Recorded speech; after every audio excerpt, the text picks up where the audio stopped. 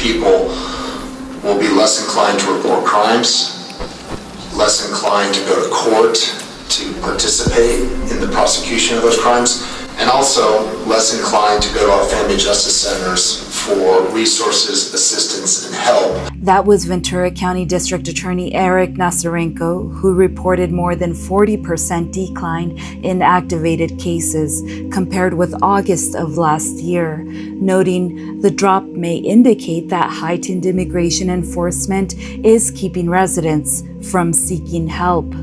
Several attendees at the meeting also voiced their concerns. Some questioned the collaboration between ICE and the Ventura County Sheriff's Department. I have been in the county jail when protesters and ICE have been present. I have never seen any violence from the protesters. I have only seen people raising their voices. Can you please elaborate on the violence you have seen that has warranted having deputies at VC jail protecting quote-unquote ICE when they have been at the jail lobby? When the federal agencies call because they are feeling threatened, even if there's not an actual threat, we will send officers there to keep the peace.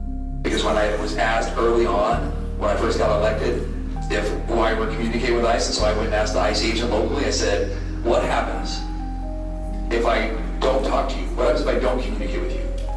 And he said very clearly, we'll just go into the community and we'll get them, and anybody else who can with them. For this son, who is holding his father's work boots after ICE took him in a broad sweep, and for so many like him, the sheriff's assurances fall apart against mounting evidence of indiscriminate arrests already taking place across communities. Sheriff Fryhoff, please describe how you balance protecting federal agents with protecting individuals' civil rights. Which takes priority for you, and why is that? Well, they both take priority. Our civil rights, our constitutional rights are what I'm sworn to uphold and protect. I'm also not going to let federal agents get attacked either.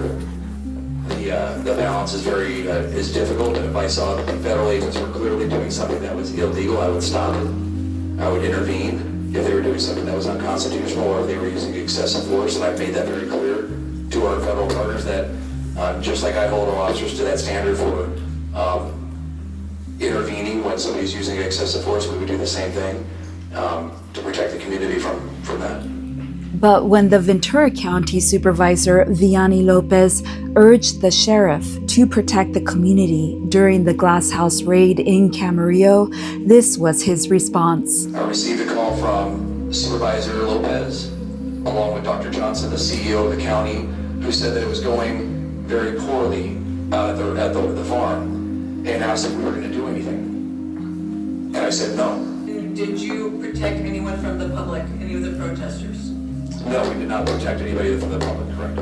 You did not think that was your duty? We were not stopping the federal agents from protecting themselves, that's correct. Okay, thank you. Her ask was why I didn't stop the federal agents from protecting themselves and why I didn't defend the protesters that were there. And I said, it's not my duty to stop federal agents from protecting themselves.